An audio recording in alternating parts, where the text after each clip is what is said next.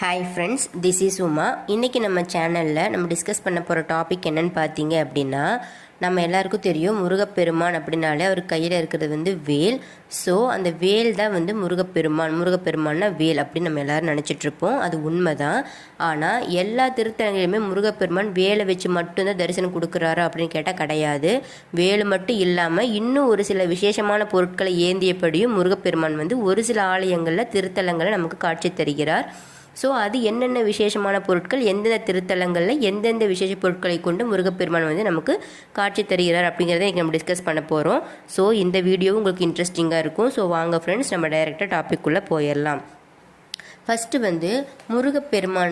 முருகப்பெருமானுக்கு நிறைய வழிபாடு இருந்தாலும் அவர் கையில் வச்சுருக்கக்கூடிய வேலை மட்டுமே வழிபடுற ஒரு சில வழிமுறைகளும் இருக்குது. வேல் வழிபாடு ரொம்ப விசேஷம்னு சொல்லுவாங்க. வேலுக்கு நீங்கள் வழிபாடு செஞ்சாலும் முருகப்பெருமானுக்கு இணையான